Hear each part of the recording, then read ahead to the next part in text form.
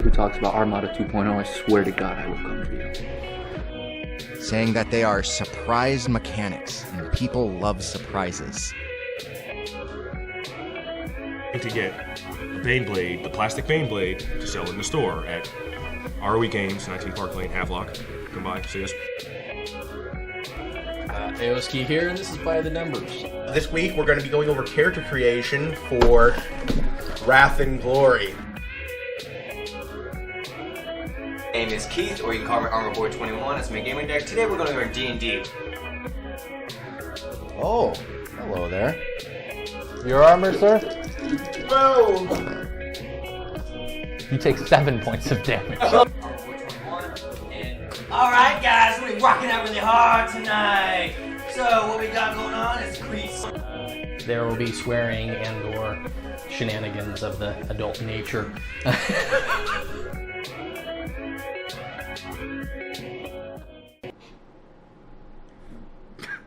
God damn it!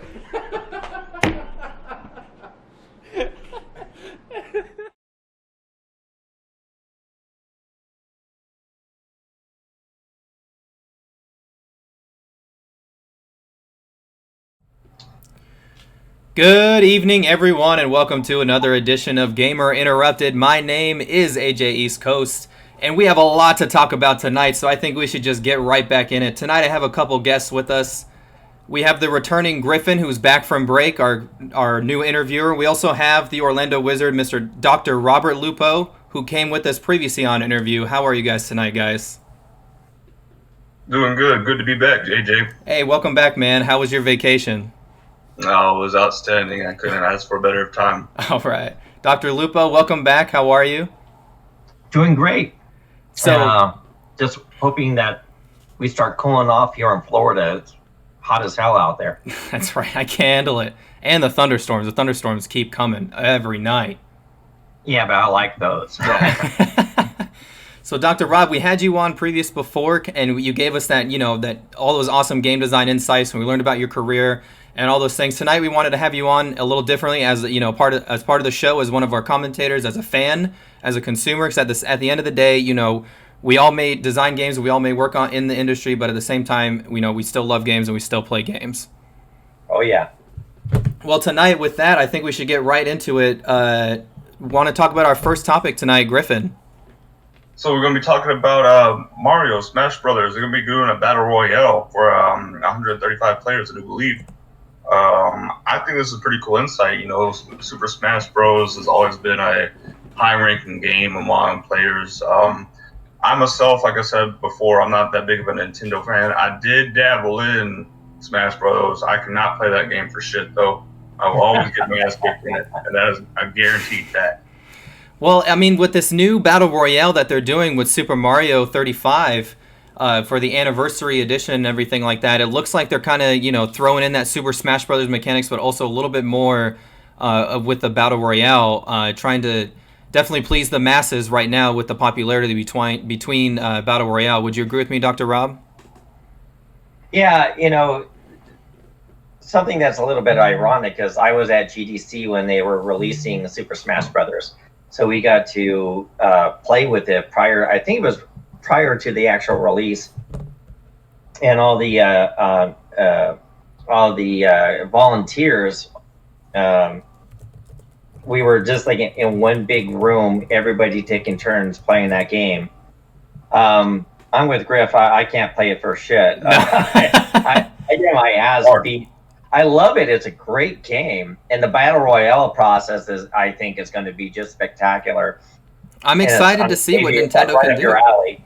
Yeah, I'm excited to see what Nintendo can do. I mean, they've definitely kept their mouth quiet about this whole battle royale thing, but at the same time, they kind of only had their own with Super Smash Brothers, So I mean, to bring it into the modern day, it might be pretty cool, but along with the other Super Mario news that we have, because this whole month is the 35th anniversary of Super Mario. All of the 35 years. That's right. Dr. Robbie, I see you chuckling. What is, just feeling old. You guys weren't there when this happened, but I was. Damn it. Well, I'm glad it did, because now 35 years later, we have all of the 3D games are now coming to the Switch. Every little kid in the world can play all the games that we grew up playing, and all the Super Mario, back to Super Mario N64 to Super Mario Sunshine, Odyssey, the whole thing. Well, yeah, the Switch actually doesn't get the due that it's due. Honestly, it's a powerful little device. I thought it was going to be garbage, and I held off. And then when I got my Switch, I was like, "This is awesome! It's a spectacular little device." And I have Skyrim on it. Yeah, and it plays fantastic. Absolutely plays fantastic. So I haven't turned my Xbox One on in over a year. Really? Because of the Switch? Pretty much. Wow. Everything that I want is on the Switch, except for I would give anything if they would put the Fallout games on Switch. Like Fallout, yeah. Fallout 4, even Wasteland 3, which just came out. I wish they would put that on the Switch. That would be fantastic. I agree, and I did hear some stuff in the rumor sphere talking about that they might be doing a Switch Pro, kind of to keep up with the Xbox Series X and the PS5. So I can definitely see them maybe putting on some different, higher quality, maybe a little bit more demanding games. Because I don't think at this point the Switch can handle other than what they've created themselves. Well, I mean, if you can convert Skyrim to play on there and have it look really good, right? Come on. I mean, but if they do a Switch Pro, that's just going to really tick me off. Why is that? Because I have to spend more freaking money, and I have to buy that, and then, I mean, it's like we have the next Xbox coming out, and I got to buy that. And the PlayStation. Yes, game is coming out, and I have to buy that. Roughly $1,000 right there. And? Hey. You must have it. I don't. Well, Griffin, have you spent? When you get your PhD, then you can do what I do. Go, how come I don't have so many jobs? The problem with a PhD is once you get your PhD, nobody wants to hire you because you're overqualified. They're like, oh, we can't afford you. You have a PhD. I'm like, try me. Just try me. For crying out loud. Give him a shot. Money. Come on, Give him a shot. I've been adjunct professor, and I've been a lecturer at all the universities, and it's like, why did I get my PhD? Yeah.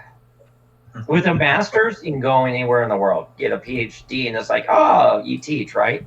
Oh, yeah.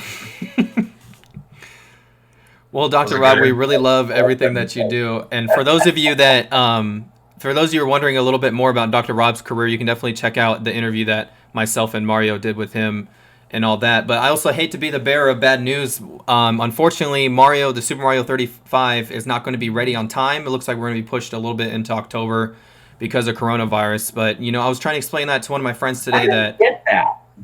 I don't get that at all. Right. Work from freaking home. Do your code. What the hell? That's what I'm trying to figure out. In the game industry before, right? It's like everything we did, we could have done remotely, except for that the technology for remote work wasn't available at that time. Right. Software testing can be done at home and then just put up your bugs and reports. Coding. You don't need to be in the office to code. You just wake up in the morning and you code all day long, and you feed your cats, and then you code some more, and then you wonder why your wife divorced you, and then you code some more, and it doesn't make any sense for delays when it comes to software processes. Right. None whatsoever. So if someone says, "Oh, it's because of the coronavirus," what? You don't have a home?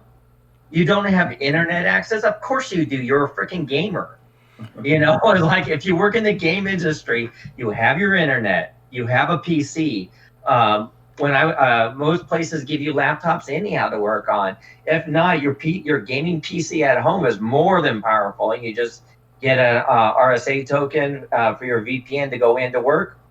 You collaborate. You use Zoom or Skype for your meetings. So when someone says, "Oh, we're delayed because of coronavirus," I'm like, bullshit. You're right. There is so much work that can be done at home, and I've experienced that myself. I've experienced that myself being here in school. You know, having to be behind the computer.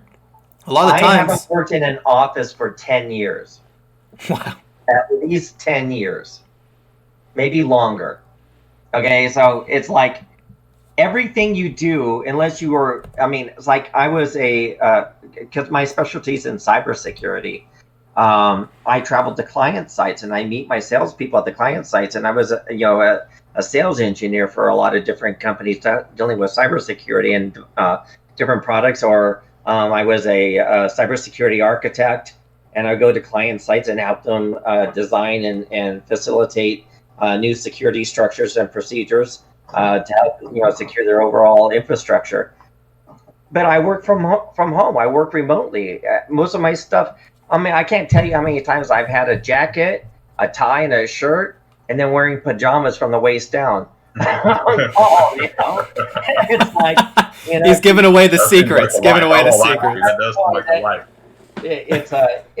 Everything can be done remotely unless you have to physically be at a site to install equipment. But when you're coding, people are like, oh, I want to start up a game company, and we have to look at office space. I'm like, why? Just do it from home. Back in the days, most of the successful gaming companies started off in some guy's garage. Yep. I mean, it was like John Van Canagan, who was the guy who started up New World Computing. He did the Magic games. Their very first game, man, they were boxing in his garage. The boxes showed up, and they were grabbing manuals and discs and putting everything into a box, and then they had a heat shrink thing, and they were shipping them out to different stores. It's like nowadays, because of our internet capabilities and the power of the computers and our meeting capabilities, why do you need to go into an office? I mean, why? You're right. You're 100% right on that. Sorry, I pulled away from the normal conversation, but when someone said, "Oh, because of coronavirus," I'm like, "You do work on computers. You don't have a computer at home?" Well, the only thing in Nintendo's defense that I can think of is that maybe they're just not ready. But at the same time, you have, I don't think that excuse works for this one, because you're just remastering all these things, and But who knows? We'll see. We'll see what they say. But someone got lazy. That's what the problem is, or it's like, well, like if you look at EA, if you go to EA Ears over in Redwood City, California, beautiful campus, absolutely magnificent. Well, if everything's locked down, that building is just sitting there gathering dust and costing you a crap load of money. So in situations like that, where you have a huge campus, and look at Disney, hypothetically, with the parks closed, they lost billions of dollars. That's right, yeah. Billion, with a B, with a frickin' B. And so they're all struggling. I mean, Disney was like richer than God, and now they're all struggling because they're not having that revenue kick in. So I can actually understand when saying, well, we got to furlough some of our people because we have to put this cost in here. But when you're talking about a game company, who cares if you're paying into the office anyhow? Matter of fact, you're actually saving money because you don't have to have the freaking lights on. That's right. AC 24/7. So there's no excuse to furlough or lay off your computer programmers or your normal staff. I mean, aside from you still need to have the janitorial staff to go in and dust. Yep. You still have maintenance coming in there and fixing things, right? The people who aren't going to be working is people in the cafeteria, and you're not going to have people in the in the company store selling stuff. But everybody else in that company still has work to do. You still get on meetings, you still talk to developers and all that stuff. So there's no excuse whatsoever, except for poor management. Well, I'd have to agree on you there, but the last topic that we have to come out of Nintendo is that they are going to release a new handheld Game & Watch that's going to be able to play the new Super Mario Brothers, and I think that's pretty cool. I didn't see how much that is going to... Watch. Sorry? On a watch? No, a Game & Watch, like a little tablet-looking thing, but a Game & Watch was one of the older handhelds that they had a long time ago, and they're bringing it back. Oh. Yeah. Watch. Yeah, I was on No, the- that I was would be like, really cool. A game, onto the watch. my I mean, watch. I'm sure There's you a can do tablet. Mario Yeah. from there, right? You just see his eye. No, but yeah, I think that they're doing this. On the new release, a lot of nostalgia factor there. I can definitely see a lot of people going to run out and buy that one. But we've talked plenty about Nintendo tonight. Griffin, you want to bring us to our next topic? Yes, so we're gonna go right into Tony Hawk. Yes. If everybody is on board, they should know that Tony Hawk's being remastered right now. Hell and yes. it's about to be released. I grew up on this game. I knew a lot of people in my generation grew up on this game. They played it a hell of a lot. That's what got me into skateboarding. I wanted to be just like Tony Hawk, and Right. I realized, once I saw my brother crash and fall off, break his bones. I saw my dad break his bones. I realized I was not Tony Hawk, and I no longer wanted to be aspired to be like him. But it's still at that inside in the video games. And Tony Hawk also led into the industry, like skate, Hell yeah. all kinds of different video games genres, just the skate genre. I remember playing on the PS1 Extreme 3. That was an amazing game too. Before Tony Hawk, I remember playing that with my dad. But with this remaster, I've looked into it. I don't think I'm gonna get it because I'm out of the skating phase. But it does look really nice. I won't lie, it does look really nice. It looks really cool. I mean, the bird is the word. Everybody's heard about Tony Hawk, and I'm ready to go back to 2006 and 2007 and playing on all the Tony Hawks 1 and 2. Dr. Rob, did you spend much time with the Tony Hawk games? I did in the past because face backs, they're fun. Mm-hmm. They're a lot of fun. But you know what predated Tony Hawk game? That was skateboarding, and it was an arcade. Not Anybody? familiar, no. Yeah. Not familiar, no. Skate or die. Oh, that's right. Skate or Die. Dude, I played the crap out of that game, man. I've gone through so many quarters on that. That's a great game. But when Tony Hawk came out, you got to do all the tricks.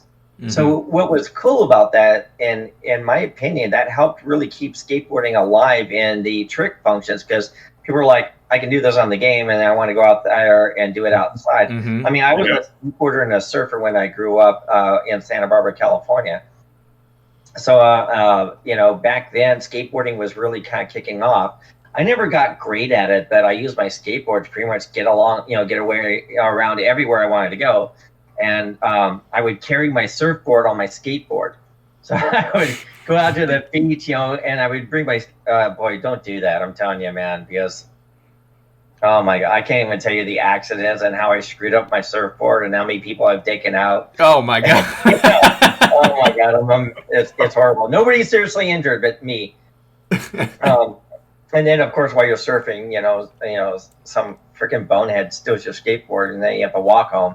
But yeah, it's like I grew up with all that, and when I was a kid skateboarding, we weren't into the tricks. It was a mode of transportation, Mm-hmm.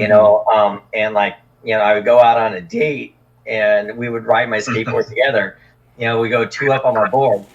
Don't do that. No. Dr. Rob giving us good advice and bad advice tonight. Yeah. I mean, but yeah, no, Tony Hawk Skating is a great game, and I'm really glad to see that it's being remastered. But I'm probably with Griff on this. I don't think I'm going to get it because it's just not something I'm really into anymore. Mm-hmm. I can absolutely appreciate it, but it's probably not something I'm going to play. Something that I can appreciate off that is the next generation that's coming along, and they get to play that game that we played in our childhood. They see that same appreciation. I can get along with that, but I'm with you on that, Dr. Rob. I don't see me getting this game at all. I'm just out of the phase. Well, for me, guys, it's too late. It's already been pre-ordered, so now we're waiting. We're waiting on that. You guys, I don't know if either of you hadn't listened to the show yet, but when Dan and I found out that they were remastering Tony Hawk, we screamed out loud on the show, and I've been that entire way since. I've been so stoked to play this. Even if I did play it back then, I can't wait to just get right into this. Plus, it looks really cool. The music's been updated, plus some of the cooler tracks that they had back in the day. And Griffin, you brought up a really interesting point that it really did revolutionize further skate games for it to come, because if you think about it, it really was one of the first sandbox games that you were able to skate around in and do crazy stuff and break your arm, Wasteland. Right. That was a really good game they came out with. It stemmed directly from 1 and 2, and and interesting enough that the new kids will be able to pick up skateboarding and I'm just saying pick up the skateboarding game and be experienced with something that there have been other games in the past this last decade, but nothing's going to amount to Tony Hawk Skater 1 and 2 in my opinion. What would be really cool is take the Tony Hawk game and the concept and change it completely and do like Tony Hawk versus zombies, and you get to weaponize your skateboard, so it could have blades on the side, pop out spikes on your wheels and shit. Yeah. Or a shotgun, and then you can come up and do an ollie and blow off one of their heads. If this comes out, this is proof that it was my idea. That's right. Go ahead and trademark that. Yeah, trademark, Dr. Robert. Well, Mr. Hawk, if you listen to that, please don't steal Dr. Robert's idea, but that does sound... give him the credit, right. Give him the credit, right. Well, on a piece, Well, guys, we are at the halfway point, and I think we've gotten to the point where the main topic that I wanted to bring Dr. Rob and Griffin on tonight. Everyone knows that Wasteland 3 did release, and I brought, honestly, the best experts with me. I'm going to cut to them, let you tell us a little bit about Wasteland 3, and I'll chime in here and there as we go. So my experience with Wasteland, like I was explaining to you guys, I don't have that in-depth experience that Dr. Rob is about to get into. I recently got into Wasteland 2 earlier this year, at the beginning of the pandemic of the coronavirus. I didn't have nothing to do. It looked like a really fun game. I picked it up. And I started playing it. I was like, wow, this is a completely different play style than any kind of like action turn-based game, top-down shooter I've ever played before. And then it's just amazing, the customization that you can do, the in-depth analysis that the developers put into it. They just took a lot of time and put a lot of effort into the game, and that's really appreciated. As far as Wasteland 3, I've only been playing for about 2 hours now. Like I said, I was at work and I just bought it, and I was like, all right, well, we're going to play it. And dude, it's just amazing. It's crazy. It's something that like a post-apocalyptic game should be, in my opinion. And I'm already in love with it. It's an amazing game. I'm going to be putting a lot of hours on it. Yeah. This one for two right here. It was released at I think 5 p.m. Pacific Standard Time on the release date, and around 8 o'clock that night, I immediately was downloading the game and I was playing it. And then I know it was a good game when I was playing it because I looked at the clock and I went, oh shit, it's 4:30 in the morning. I should probably sleep after this mission. So let me, you guys want to mind if I talk a little bit about the history? Go ahead. Go right ahead, Dr. Rob. I know we talked last time. We said a little bit about that Wasteland 1 was the predecessor to the Fallout series, and you and I connected on our love of Fallout, except for the bastard that is Fallout 76. that game does not exist. That's fake news. God damn. Fake news. It's the Emperor's New Clothes. People pretend Fallout 76 exists. And then if it does exist, I will never play it out of principle. Mostly because of how crappy it was when it first came out, and how buggy it was. And I'm like, wow, you're paying full price. I mean, even WoW doesn't charge you full price, like $60 to buy the core. It doesn't cost you hardly anything, and you can actually download WoW for free and play. But and then they charge you. But back in 1988, a game came out, and it was Interplay, if I remember right, was the producing company. Now it's Black Isle, if I remember right. But Interplay put out a game. It's called Wasteland, and it was designed by a guy named Brian Fargo. And I met Brian over at GDC many years ago. What people don't actually know is Wasteland actually had a sequel that came out, and I forgot the bloody name of it, but it was a crap game. It was horrible. So it doesn't get counted as Wasteland 2 because it wasn't Wasteland 2. It was in the same genre. Back in, what did we figure, 2016, Wasteland 2 finally came out. So I played the original Wasteland on an Apple IIe computer the day it was released. And I had a green tilt monitor, a monochrome monitor. So I used an RF modulator to be able to play it on my TV. And it looked grainy as hell, but I got color. And I finished Wasteland. I just remember being in my room playing this bloody game on my TV. And my mom bringing me meals and then me taking little cat naps when I couldn't see straight. And then it was like, I remember that was a Thursday. And then my mom was like, "Are you still playing that stupid game?" And I'm like, "Yes." She goes, "It's Monday." I'm like, "What?" Yeah. I believe in game design we call that one the time travel effect. That you lose yourself. You forget what time it is. You know, I have blackout curtains in my room. So I just had my light on, and then like when I got really, really tired, I would put my head down on the desk, sleep for a couple hours, which actually trained me for the gaming industry because that's when I was the original designers in MechWarrior 2. That's also how I worked, where I would just sleep under my desk or put my head down for a couple hours and wake up and keep working. So Wasteland, I became fanatical about it. This was the first really post-apocalyptic, and it's a hard game. Yeah, it's very difficult, very difficult. And if you do it wrong, you're not going to finish it. It's just how it is. But I powered through that. I absolutely loved it. And then I was waiting for that sequel to come out, and it never showed up. I never got it again. And then, so what I did is I would play Wasteland in its original Apple IIe mode through emulators on all my different PCs over the years. And if you they have a remastered version of Wasteland now that works on Windows 10, and it's better graphics, it's got better sound, better voice, better music. It's, complete remastered, but it's still the same core game. Highly recommended. It's available on Steam. It's not very expensive, and there's plenty of guides out there.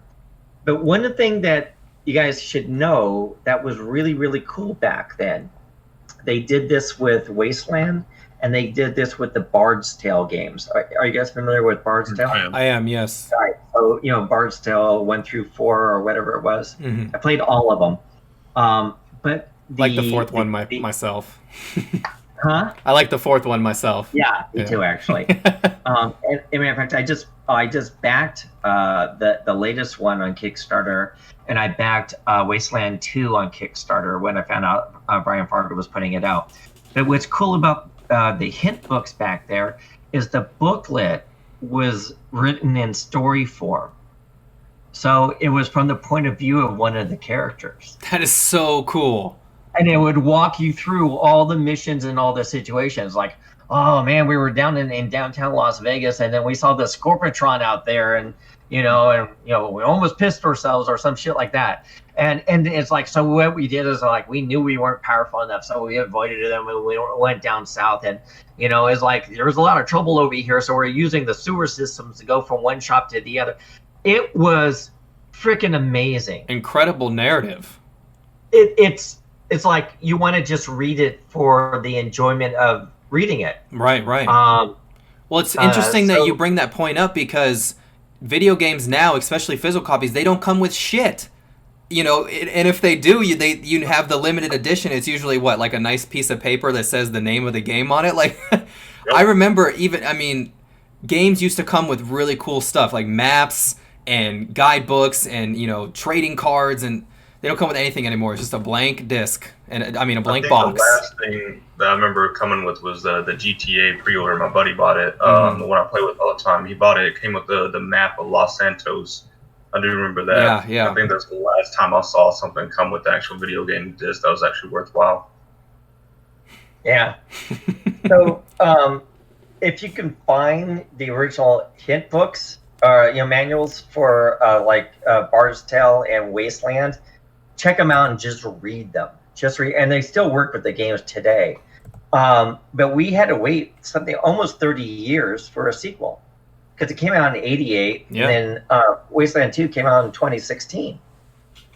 It was like 28 years there, I think. Is that right? Is my math good? And Griffin was mentioning that it came onto the Game Pass, which was only recently, and that's how you got into it, right, Griffin? Exactly. They actually put Wasteland 3 on the Game Pass as well. Really? So, yeah. So if you have the Game Pass, you can play Wasteland 3 right now. Well, we know what I'm going to be doing when I get off the stream now that I have that information. So Wasteland 2 was very, very much like Wasteland 1. Mm-hmm. It was hard. Wasteland 2 was not an easy game. I backed it, so I got to do beta on Wasteland 2. I got the original release, and then I got the director's cut. Not a huge difference, in my opinion, on the director's cut, but it was worth getting the director's cut over the regular because they're the same price. But it was hard. It was very hard to do, and very, very, very similar. Wasteland 3, in my opinion, is probably the best RPG game I've played in the last 10 years. Wow. Without question. It is engulfing. The story is fantastic. The vocalization of the actors and the different characters, the music. So, I got the collector's edition, and the collector's edition has all the soundtracks and everything. Wow. And I got keys for the PC and for a console of my choice.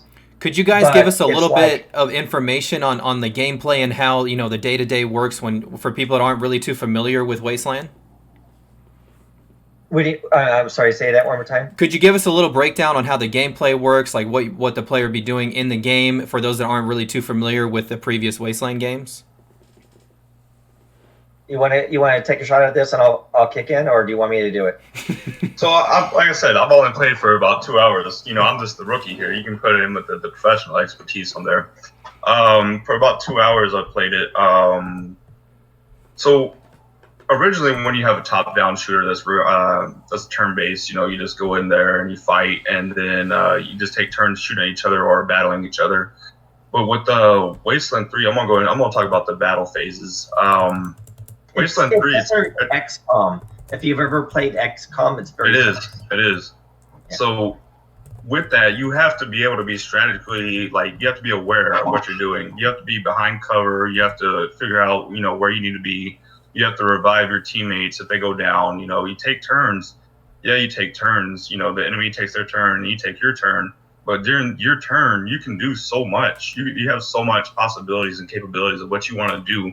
The environment's destructible. Covers get blown up. There's explosives everywhere, and I don't think you're allowed to loot in there. I haven't figured that out yet. If you're allowed to loot mid battle.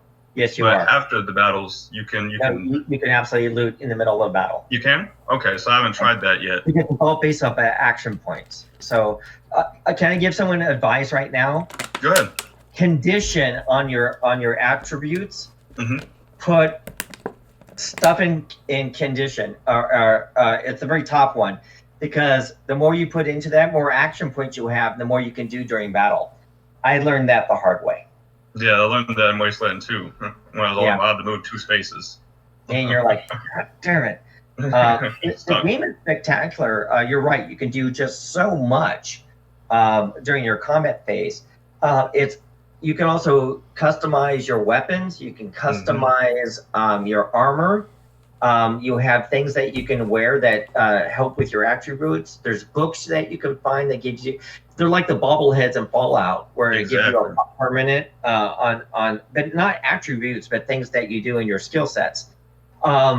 So if anyone who's watching this is a fan of Fallout, of any of the Fall game, so the first Fallout games, Fallout 1, 2, were top-down turn-based shooters, just like Wasteland, and they are all based off of kind of how Wasteland set the stage. Wasteland was the first post-apocalyptic game there was, really, and Fallout was inspired by that, which is why I'm a huge Fallout fan. That's right. Well, I have noticed a new Fallout game.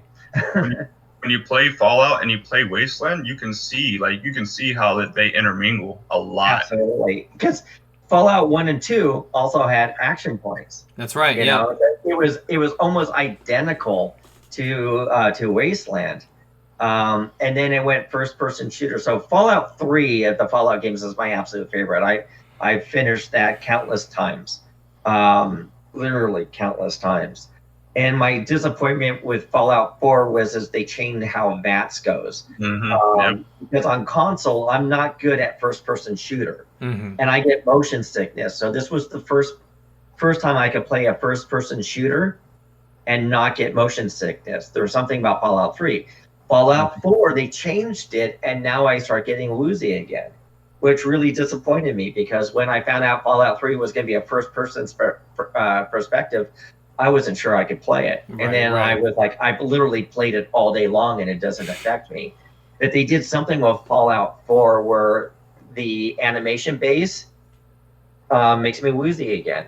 I think I know what you're referring to. It's that in and out kind of going like this camera that keeps going in and out with the VATS. Yeah. Well, and then VATS is, in Fallout 4 was slow motion. Let's kick back over to Wasteland 3.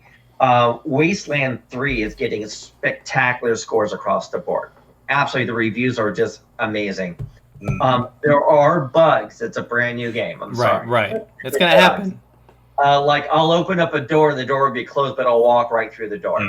And then there's a couple of times where I was doing a quest, but I couldn't complete the quest because the last part of the thing that never showed up. And I was like, then I got to figure out the side ways of doing that. But it's the cool thing about this is I like RTSs, like Red Alert games. I really enjoyed those, and XCOM I played.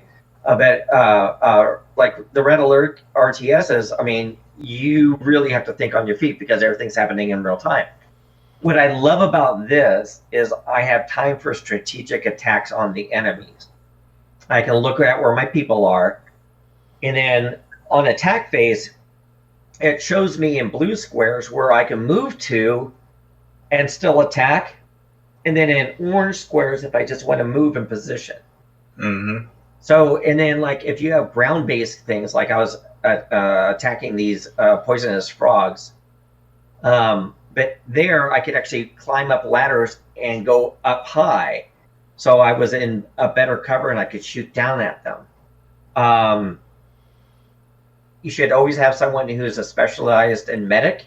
Once they get to a certain level, which is really cool, is if someone goes down, you only have like 5 turns to revive them or they die.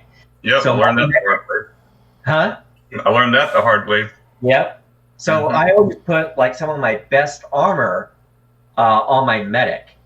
And once you get to a specific level, I can click on a down person. You'll see like a little medical cross, and then he'll go over there and he'll use his resources to revive that person. They get half their con.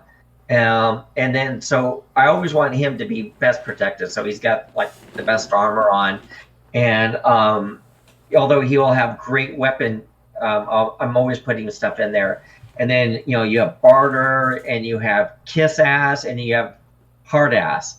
And so those are, if you have high levels in those, you can intimidate somebody to do what you want them to do, or you can kiss their ass and get a positive feedback from them to get them what you want them to do. So there's so many ways to focus on this. And play this game, and as you're playing it, you start figuring these things out really quickly, and you're like, shit, the new armor I want requires at least a minimum of 4 strength, and all my guys have 2, so in the next couple of levels I'm upping the strength. I'm like, damn it, I want more action points. I have to put it over in condition. And so it's all these things. One thing I thought, have you played, Griff? Have you played with the animal speaking thing where you speak with animals? I ask you about this, but in that very first mission, you know how you go up there and you see that one animal. I got real upset when I couldn't obtain that animal, but I know exactly what you're talking about. The animal charm. Yeah. Man, I should have got that. I'm one space away from maxing it out with one of my characters. And so you'll meet animals on the way, and I'll charm them. But in combat, she'll charm an animal in combat, and it'll turn on the other animals. And like right now, I have like a desert wolf as one of my companions because we charmed it when I came across it. And then there's like at the Ranger HQ, there's a chicken coop, and it's got a cyborg chicken. Yep, a cyborg chicken. Kicks ass, man. Yep. I found a couple of those guys. So don't ignore the charm animal. I'm getting a lot of use out of it. But sometimes you'll go up against creatures, and then like I have somebody who has high. Get one person in your group that has really high in toaster repair. Mm-hmm. That pans out really, really well. You get your best weapons after fixing toasters. Go figure. And then I have somebody who is high on what's the computer one? Science is it? No, it's weird. There's nerd stuff and weird stuff. Mm-hmm. So I have one character who I tried to max out both of those with, which is really cool because that's my computer person. That's the one who goes over and hacks the computer terminals and all that stuff. So it's like you got to look at everything and plan out. If you're like a brute force person, so you want a walking tank that goes up there and just beats on people, I never have one of those. That's just in all the games I never get like the knight with the shield as big as a wall. I might have one of those every once in a while, but mostly I do distance stuff. So like you have to create a character in here, and I created a sniper. Mm-hmm. And so I put a lot of that into the sniping capabilities. And that he's my personal character because you can't play without creating a character. That's right. But realistically, this is one of the best RPGs I've played. It's so well balanced. I was going to say the intricacy and the system design behind it seems some of the best I've ever seen. The best work I've ever seen. Spectacular. Mm-hmm. Like when you go, if you hit the map, you can go to your missions. One thing I liked is what your level of your characters are, right? So the missions that you get, you have your primary missions at the top, which is your game progression missions, and then you have your secondary missions and your completed missions. I always try to complete all my secondary missions because I want the experience. But they show you the levels on the missions, so you can look at a thing, I want to do that, but I'm level 5 and this is 19. Probably not a good idea. So I'll go to level 7 missions, finish those up, and start jacking myself up. And then I'm at the point right now where I'm high enough level, and I'm looking at the primary missions. I'm like, one of them is like level 7. I'm like, well, I'm blowing away 12 and 13 level ones. I'm going to go do that primary now, and that's where I'm at right now. So with Wasteland, both of the series, the ones that I played in Wasteland 3 and Wasteland 2, is one of my favorite things about it is the comedy. Not a lot of these games have I heard that. comedy. Yeah, there is some comic relief. Like the cyborg fucking chicken. It was amazing. When I walked across it, I was like, they really have a damn cyborg chicken in here. Well, you know what it is, right? I have no idea. It's robot chicken. See, and that's what I'm talking about. The little Easter eggs in the game. Easter eggs. Oh, you have no idea. Yeah. So I would actually recommend both of you guys. I know you guys are heavy into the PC gaming. Go on Steam and get the remastered version of Wasteland 1. Definitely. That's Play definitely that. a check I would recommend that you download the guide.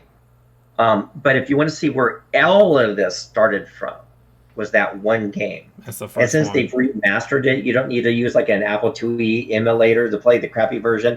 You now have something that works on your Windows 10 box. Mm-hmm. And it's still clunky looking because of that's how it was back then. But with the upgraded graphics and sound, play that game. To see where it all started. You got to go back to the classic. That's right. And I was so glad they remastered it because I was telling telling AJ before that I play this game. I play Wasteland 1 every single year. I'll play it once a year and finish it every single year since it's come out. So it's now been a really long time. An incredible feat. Well, guys, for Wasteland 3, make sure you, like Griffin said, check it out on Game Pass as well as the PC. Yeah. And Dr. Lupo said, make sure you look at the original that is remastered on Steam. A couple more topics that I wanted to touch on tonight. And this one's kind of crazy. We mentioned a little bit last week, but NFL, Madden 21 came out. And it was in early access for people, and people were testing it, and they found bugs, like awful game-breaking bugs that, on release. And to me, this is crazy because this is a game that you release every single year for the next. And I don't know how long this is going to continue to go on for, but for the entirety that I've been alive, there's always been a Madden game. Yep. And sorry, this is ridiculous, by the way, because EA has a test team. Exactly. What are you guys doing? If this was an open beta, fine. But if you release a game, or it's getting close to release, and you have crippling bugs, there's no excuse. And listen, it's not like, the sports world has been shifted and messed up this entire year. And, maybe a few people are looking forward to this game to give them a light for something that they haven't had this entire year. And then me personally, I saw the game and the entire thing was pink and blue and green. I could see code in it. I was like, how do you release this? How do you do this? You are EA fucking Sports. I don't know how much longer I can take this. Like, you take games and they're great sports games, and then you ruin them, and I don't understand. And I'm sorry if I'm on my soapbox a little bit, but it just upsets me as a designer and a consumer for you to able to do that. Griffin, I heard and it charge you like $60 for the game. Right. So here's the deal. Back in the days when I was there, we had a huge team of testers. And the testers were not testing just one game, we were testing multiple different games at the same time, and I was a tester. We would use chart matrices, and we would go through. The biggest fight we would have with the producers is deferred. They were like, 80-20 rule. If only 20% of the people are going to find the bug, then we don't care. And I'm like, you should care about every bug. You have to care about data. So even back then, testers were treated like second-class citizens. But it was a great way to get into the industry. Now, they're requiring people to have like bachelor's of science degrees to become software testers. That's right. And I'm like, don't do that. Don't do that. Because the people with the bachelor's degrees don't want to be testers. They want to use that as a footprint to get in and actually do other stuff. But just because you have a bachelor's of science degree doesn't mean that you know how to test a software product at all. And what I find is there's a lot of disgruntledness in the testers of today. And they don't have a huge team to test everything. It's usually a much smaller team. And like back then, I didn't have my degree yet. But it was my footprint. Richard, I can't remember his name, damn it. He did Indianapolis 500 back in the day. Richard Hillman, I think it was his name. He started as a software tester and then became a VP in EA. He worked his way up. And it wasn't because he had a degree, it's because he had a passion for games. Well, nowadays, back then, I had a sign over my desk. It says, software testers are the foundation of every software company. Definition, foundation, one step up from dirt. Because that's how we were treated. Mm-hmm. Nobody took software testers seriously. And if it wasn't for us, the games would be crappy. Well, now, I wonder if the testers are even testing the games. What are y'all doing? That's what I'm saying. If you open beta it, if you're in a beta, man, dude, you're going to get what you're going to get. Right, I was it's playing- a product.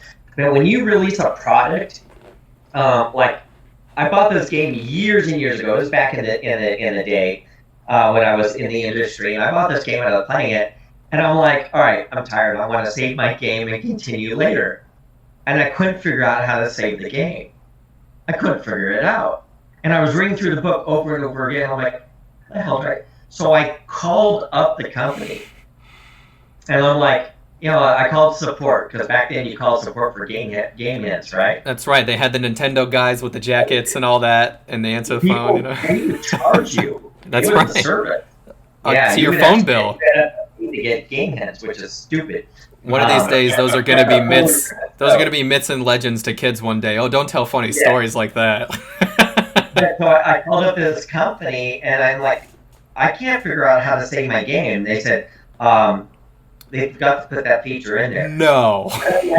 What? And they said, yeah, there's no save game. I'm like, so I have to finish this whole game through. I can't just stop. Well, you could just pause the game and then come back to it later. I'm like, I have other shit to do on my computer. This cannot be the only thing. This was back in the DOS days, so there was no Windows where I could drop the window, anything. This was it. If that was up, that's what you were doing on the computer on site. So for the next week or two, that's all that can be on my computer. And I'm like, fuck this. I stopped playing it. But when you start looking at the testing of some of the games now, I see bugs in games. I'm like, how did that pass release? But you also have to remember if the publisher isn't the ones who are doing the game, sometimes they'll release it knowing that the game's not done and use it as a tax write-off. Yep. Years ago, EA was notorious for doing this. And then I had so many friends who had game companies, and EA would pick them up, and they're all excited. This is it. This is what we're going to do. And then EA says, all right, we're going to release the game. They're like, we're barely out of alpha. Yeah, well, the game's going like next week. Sounds like Anthem. And then the game would go out, it would bomb, and their company would fold. And it's like, seeing if you're a game designer and a game producer, or you're in the gaming industry, it's because you have a passion for computer games. But the industry is not what it's all mashed up to be. Like software testers, like when I was a manager of the software test department at New World Computing, I get to, I love playing games. I'm like, so so like, what you're going to be doing as a tester? And they're like, well, I'm going to be playing games. I'm like, you're going to be playing this one small section of the game, and it's going to crash like crazy, and that's all you're going to do for the next month and a half. And I might move you around to different sections, but you're not playing a game. You're playing something that's not finished, and your job is to find out where it's having problems, report the bugs. People like not understand that you have to write out a very detailed description of how to recreate the bug and what the bug is doing. Boy, I lost a lot of people. Game testing is the most boring thing on the whole planet.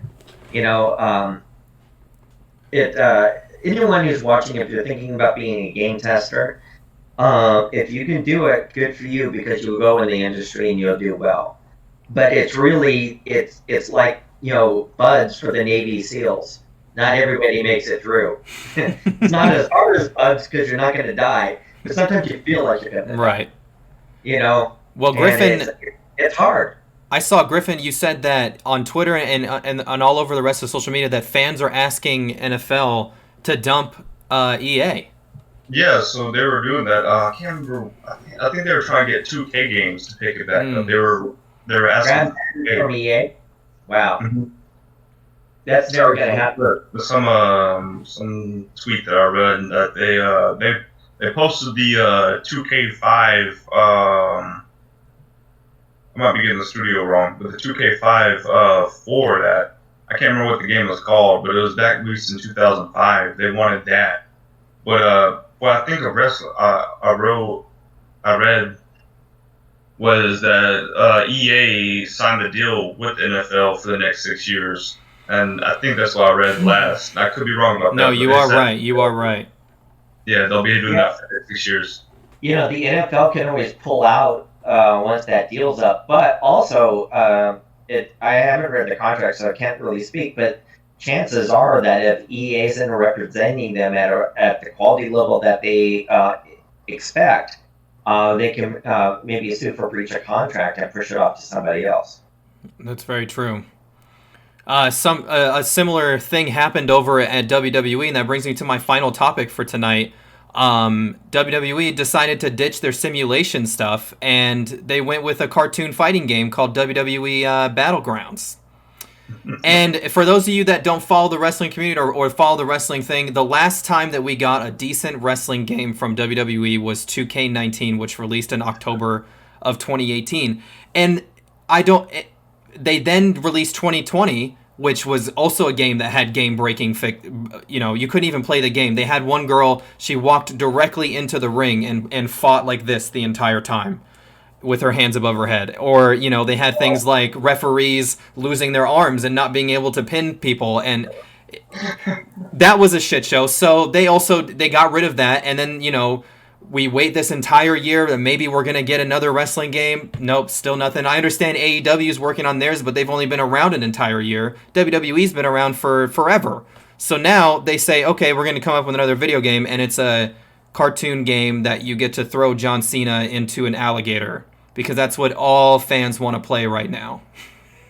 I think that's a whole new level of lame. Yeah, I couldn't have said it better. Hey, you're a massive wrestling fan. I am. Right? Mm-hmm. Do you remember a wrestler by the name of Medusa? Of course, yeah. Yeah, she's a friend of mine. Really? and she lives here in Florida. Wow. Did you know that? Yes. I did. I worked with her. I didn't know that, yeah. Yeah, I worked at a location, I'll tell you privately, but she works at a specific location, and she was one of my coworkers. And she is one of the sweetest, nicest people I've ever met in my life. Wow. She's an absolute love. She's wonderful on TV, I'll tell you that much. Wonderful athlete. Her husband is freaking awesome. Mm-hmm. Like, every time you come into the shop, you're like, dude! Text me later and I'll tell you, if you promise not to tell anybody else, but I'll tell you where you could go and say hi to her. All right. Well, Griffin, from your perspective, when you see 2K Battlegrounds or whatever the fuck it is, from someone that doesn't watch wrestling or play wrestling games, what do you see when you look at that? So what I see from an outside perspective, because I'm not into the whole wrestling thing, I stopped watching wrestling a while back. As most teenage boys do. Yeah. I couldn't keep up with it. It's too much for me. I have played wrestling games. I will admit that. I have played, and they're really fun. I played with my friends, and they were really fun. We beat up the referee together and have a good time. It is what it is. Designer's intent. It's always changed somehow. You're going to beat up so many people, and then you have to start putting little oddballs in there. With them taking that cartoon look-ish on it, I feel like they realize that the games they've been making have been very repetitive over the years. It's the same thing, this different title over and over again. And there's sometimes some new features in there and whatnot, but I feel like they're trying to open up a new ground, like they're trying to do something different. And it's good on them for trying to get out the norm and trying to do something different. That's what you should always try to do. But they may have went with the wrong direction in this. They cartoon look, I've seen the Hulk Hogan game. I can't remember what it's called, but I've seen that, and I was like, I'll never play that in my life. If you're telling me I can throw John Cena into an alligator, chances are I'll never play this in my life either. Hey, alligators gotta eat too. Yeah, that's true. Right, Cena's a big boy. But I don't think that going the cartoon route was the greatest decision is for that company, for that game. It'll be interesting to see what actually happens with this game. Now, I will say, if they do like a funny twist on it, I'm not gonna lie, throwing John Cena into alligator, it does sound kind of funny. If it's kind of funny like that, then I might play it, but it'd have to be like a free game or something. But But as far as, wrestling games should be in the simulation zone. I believe in that. I believe it should be like, UFC. I play UFC as well. It should be like that. It should have that kind of like that sport you can do on a controller rather than you can't play in the WWE, so let's play a video game on it. Let's not act like it's a cartoon. Right. Let's play the actual simulation. And I can understand that. Well, we hope that one day a freaking wrestling game will come into fruition that all of us will enjoy. I'm talking to our friends over at All Elite Wrestling. Mr. Khan, if you're listening, please do what you can. Take your time, but let's hope we have a good AEW video game. But that brings us to all of our topics, guys, and I think we're going to come to our top 5 because I remembered last week I totally forgot to do a top 5 segment. So this week I asked for us to write down our top 5 favorite games that we love to play with our friends, and this could reach from anywhere online to the couch. It could span the last 26 years that I've been alive, anything like that. For me, will always be one of my original memories was NFL Blitz 2000, playing on the N64 with my little brother and inviting buddies over and, sacking each other before the freaking hike and all that stuff. It was a lot of fun. Number 5 for you, Griffin. So, AJ, with this topic, it actually goes really hard to me because this is all I do. I only play with friends. I don't like playing alone anymore. It's not as fun for me. But Left 4 Dead. Left 4 Dead with friends. Ooh, yes. Amazing. You just do so much crazy shit happens. That's what the experience is for. It's just the crazy shit that happens in the video game, and you and your friend get to experience that. And that's what is like awesome to me about it. Dr. Rob, number 5 for you. And these are games you play with friends? Games you love to play with your friends, that's right. Probably number 5 would probably be Mario Kart. Oh, yeah. That's a good one. Yeah, because I'm okay at Mario Kart, so I never come in last, but I never quite get first place either. But it's fun. It's fun, is. And it's like I can throw bananas at people and watch them spin out. This is good stuff. Yeah. For me, number 4, and this is a newer game, and I've got an open light to it now. It's going to be Call of Duty Warzone because I realize that this game is only fun when you play with other people. And I mean, there are people who like to play it by themselves, but every time that I've played it, shout out to my friends Bryce and Brett that have got me into the game because I totally did not want to play that shit at all. But yeah, it's a lot of fun to play with your friends, and plus, like you said earlier, Griffin, sometimes crazy shit happens, and it definitely happens in that game. It does. Number 4 for you, sir. Number 4 for me. So I was kind of cross between here. I was thinking about putting on the PS4 did a really good job at adding this feature in. It's called the Share Play feature. Okay, yeah. I don't know if you're familiar with that, but you can actually play any game that's like a hard game, not like the PS Now games that you have to stream. But if you have to play like a game that's actually installed on your hard drive, you can play that with your friend over remote. Like you can pass him the controller like he's right there. Wow. So it's amazing. Yep. So basically any of that, but I decided on the Resident Evil series. Okay. So yeah, probably Red Alert 3 for me. Red Alert 3. Okay. Yeah. How come with that one? Tremendous fun. Yeah. Tremendous. Well, we brought it up earlier. Number 3 for me would have to be Super Smash Brothers. Any of them, really. Just name them all. The entire time, I loved every single one of them. For you, Griffin. Number 3 is going to be GTA Online. Yes. With your friends. Number 5? 3. Or which GTA is asking? Oh, that's what I was asking. Right, which GTA? Yeah, of course, number 5. Of course, right. The casino update. That's Be careful I in don't there. like those oppressors, For you, Dr. Rob. World of Warcraft 3. Ooh, okay. Yeah, that's it's an older game. This is before it was like mass Halo, but where everybody is like around the web and everything. But you could have a multitude of players, and we used to do LAN parties, and we would play World of Warcraft 3 and compete against each other and try to build and decimate. And I got good at that game.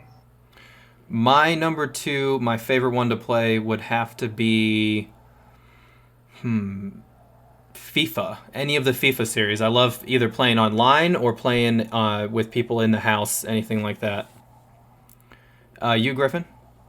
Number 2 for me, right? Yes, sir.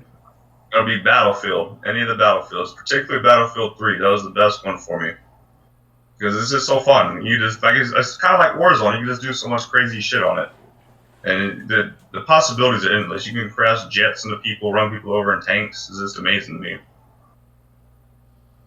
For you, Dr. Rob. Overcooked 1. Okay. I like that. So much fun. Oh my god. For me, number 1, and I know that we brought it up earlier, but it still has to do with wrestling. SmackDown vs. Raw 2006. That's the one that did it for me. I loved that, and that's the one for me. And playing with the homies was the best. Griffin, for you, your number 1 favorite. Number 1. The reason why I still play video games to this day, and I can't stop, is going to be Halo. Okay, There's yes, sir. Play Halo with your friends. Yes, sir. Many multiplayer matches. Dr. Rob, bring us home with your number 1. And I play this weekly with my friends online, and I'm doing it on the Switch. Okay. And that's Overcooked 2. Wow, okay, all right. Have you played Overcooked 2? I have not, no, just, yeah. So I've seen gameplay. I think I played it on the Game Pass a little bit. It's actually it's the one where you cook stuff together. You have to pass the ingredients out, right? Well, yeah, you have to cook things up and play and fulfill orders, and then they get really challenging, like volcanoes and things rocking back and forth with ice and you have to pop and cook and clean, But what's really nice, and I've played a lot more of it now during the pandemic, predominantly because I can't meet up with my friends. So you play up to 4 people online. So often two people would be at one house, I'd be here, and then somebody else would be at another house, and we would just all play online. And what we do is we would either call each other or we bring up a video chat, so we could tell each other whether it was like, hey, I need some more rice, or hey, someone do some dishes, So it's I really enjoy the game. Now my game isn't huge, so I'll play for a couple hours. It's like a simple game, but it's actually really fun. I tried playing it, but I just had nobody to play with. I couldn't do it by myself. But if you do play, that's good. Yep. Well, here at Enter the Gamer, we always encourage people to play with each other and to build the community. That's what we're all about, guys. I'm going to cut to you guys real quick, and that is the end of our show. Any last remarks for you guys? The floor is yours, and I will find someone to raid, and then we'll cut right back to our shoutouts page. Go ahead. What? All of them. All right, 3. Go and invest in this game. It's worth it. But if you really want to know where all the post-apocalyptic games started from, download Wasteland 1 Remastered from Steam and enjoy it. I'm going to try to do it on my laptop, play it on my laptop, my little touchpad and everything. Get a mouse. Well, thank you guys. Anyhow. Thank you guys for coming by tonight, Griffin and Dr. Rob. I'm going to cut to our shoutouts page now. Thank you so much to ROE Gaming Havelock and Just Joby Gaming over on YouTube. Check her out. And the Hybrid ATX Summer Cam. Our VIP fan for the month of September is Get You Some 808. Our newest fan is Elder Nerds. Thank you so much for the follow. Shout out to Floppy and the Sleepy Planet and the dev team over there. We're looking forward to that. This episode and more is available on Apple Podcasts and Spotify. And breaking news, we are now available on Amazon. So if you also use that for your music and streaming services, you can also search us up on Amazon as well. Thank you guys so much for tonight. And we are going to be rating True Halley. He is over there playing Destiny. He is one of our best friends of the channel. And we're so glad that he's on right now. I'm going to cut over real quick to True Halley. Thank you guys so much for coming by tonight. Let me cut back to one more thing real quick. Okay, check out my YouTube channel, The Orlando Wizard. Yes, sir. All the shout-outs. The Orlando Wizard. Check him out. I actually went on there, Dr. Robin. I saw some cool stuff that you did at Star Wars Galaxy's Edge. That's some really cool stuff that if for people outside of Orlando, check out the park and stuff like that. Oh, thank you. I appreciate it. All right, guys, that is the end of our stream. And as always, in loving memory of Chadwick Boseman, he passed away recently, and it's upsetting for us to have to report that. But we just want to, thank you so much to the work that he gave us in the Black Panther.